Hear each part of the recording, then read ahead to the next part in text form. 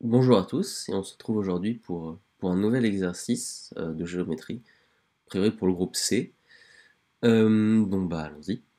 On prend ABC un triangle, aquitangle, non isocèle, et on note O le centre du cercle circonscrit de ABC, donc on va noter comme ça, donc avec des petites parenthèses autour de ABC. Euh,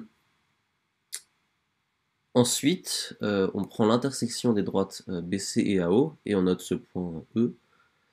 Et on prend aussi D, le pied de la hauteur ici de A dans ABC. Donc ça nous donne ça, voilà, incroyable.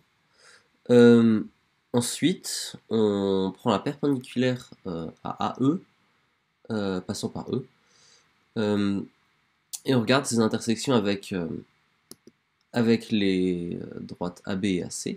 Donc ça nous donne voilà, comme ça. On, euh, on regarde le cercle circonscrit à AKL et, euh, et on va prendre X, le point d'intersection de la hauteur AD, avec, avec les axes circonscrits à AKL. Et donc, on a déjà A comme intersection, mais on prend X la deuxième intersection. Voilà. Ensuite, on prend le cercle circonscrit à DEX, donc comme ça. Et comme vous pouvez le remarquer, les trois cercles sont concurrents. Donc, c'est ce qu'il faut montrer. Bonne chance. L'exercice n'est pas vraiment simple. Il a été donné au JBMO cette année, en problème 3. Donc je vous laisse essayer de le chercher, vraiment n'hésitez pas à prendre votre temps et mettez sur pause, je vais bientôt vous donner une indication.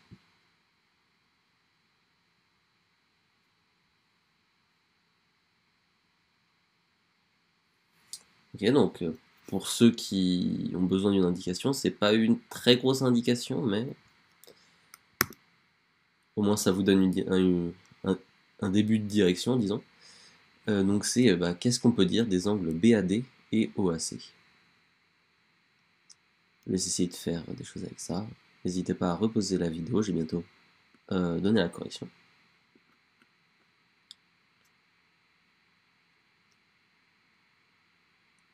Donc je vais corriger.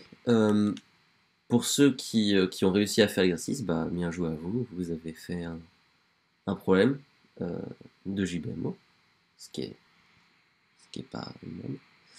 Et pour ceux qui n'ont pas trouvé, je vais vous donner une solution, ma solution, que j'aime bien. Et, et allons-y.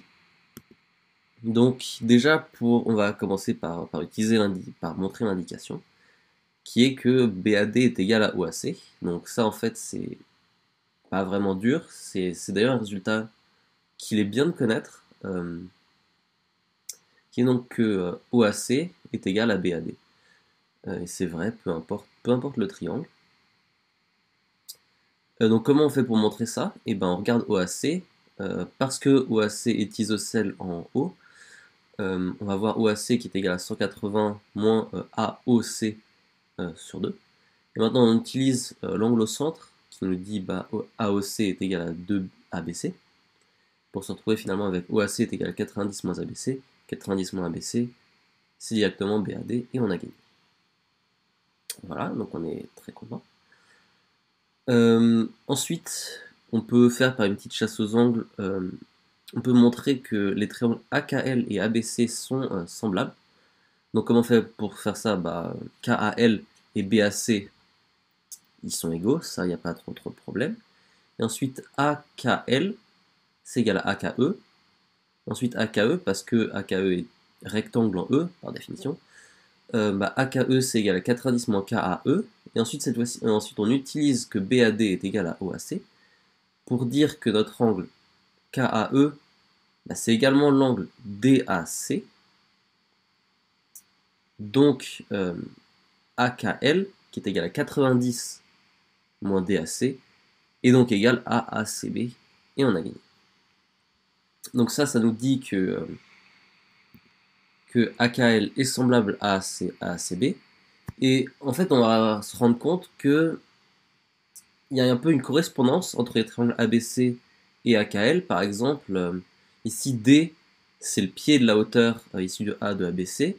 Bah, E, c'est aussi le pied de la hauteur issu de A, mais c'est aussi dans AKL, etc., etc. On va voir des choses comme ça. Et donc, on va, on va formaliser ça un peu. Donc, c'est ce que j'ai noté. On appelle S la similitude associée. Donc, c'est une similitude qui a AA va associer A, qui a K va associer C et qui a L va associer B. On sait qu'elle existe puisque justement les triangles sont semblables, par définition. Et je vais voir ce que ça nous donne. Donc, déjà, S de AK c'est égal à AC, donc S de AB c'est égal à AC. Et puis pareil, S de AC est égal à AB. Aussi, donc parce que j'avais dit avant avec l'histoire des hauteurs, ben E, enfin le pied de la hauteur de A dans AKL va être envoyé sur le pied de la hauteur de A dans ABC. Donc c'est-à-dire S de E égale B, c'est ce que j'ai noté. Et puis bon, S de KL égale BC, bon, ça ça va. Et donc comme je l'ai dit, il y a une espèce de correspondance entre... On connaît une droite telle que l'angle entre ces deux droites soit égal à BAD, et c'est justement la droite AO. Donc on a montré que D était sur la droite AO, donc autrement dit que S de AD était effectivement égal à AO, ce qu'on voulait montrer. Et donc à ce moment-là, X, qui est l'intersection de AD avec le cercle circonscrit à AKL, va être envoyé sur l'intersection entre l'image de AD et l'image du cercle circonscrit à AKL, à savoir AO inter ABC, qui était ce qu'on veut. Et maintenant, on peut aussi en déduire que E, D, X et Y sont cycliques. Donc Y, voilà le point là. Comme vous pouvez le voir, c'est bien le point qui nous intéresse d'ailleurs. Donc, on va montrer que E, D, X, Y est cyclique, ce qui a montré que Y est sur le cercle circonscrit à ABC, donc ça je viens de le montrer, et sur le cercle circonscrit à DEX, donc ça c'est ce qu'on veut montrer. Et donc comment on fait pour faire ça? AEX, par la similitude, il est envoyé sur ADY, en particulier, puisque ADX et AEY sont alignés, ça nous donne que ADY, que XDY, pardon, est égal à XEY, et en fait on a directement la cocyclicité des 4 points. Donc on est content, il n'y a plus qu'une seule chose à montrer, qui est que Y se situe bien sur le cercle circonscrit à AKL. Et donc comment on fait ça? Eh bien, déjà on va remarquer que ces 4 points-là sont cocycliques, ça va nous donner une égalité d'angle, ensuite on aura fini. Donc comment on fait pour montrer que ces 4 points-là sont cocycliques? Et en fait on se rend compte qu'il y a plein d'angles droits, dans le sens où AY, c'est un diamètre du cercle circonscrit à ABC, donc ça c'est parce que c'est l'intersection, enfin c'est le point diamétralement opposé de A. Donc ACY, c'est un angle de 90. Et également ensuite YEL est également un angle de 90, donc ça c'est parce que AEL est un angle de 90, par définition de L. Donc YEL et LCY sont supplémentaires, et on a gagné ELCY est bien cyclique.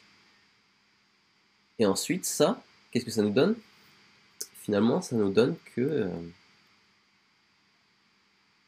par chasse aux angles, AKL, c'est ACB, donc ça c'est parce que AKL et ACB sont semblables.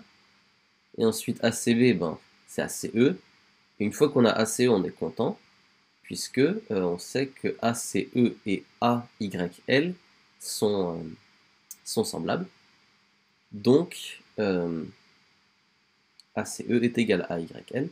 On était parti de quoi? On était parti de AKL, donc AKL égale AYL. Donc AK, Y et L sont cycliques. Et on a montré que Y était sur le cercle circonscrit à ABC, sur le cercle circonscrit à DEX et sur le cercle circonscrit à AKL. Donc on a montré que les trois cercles étaient concurrents.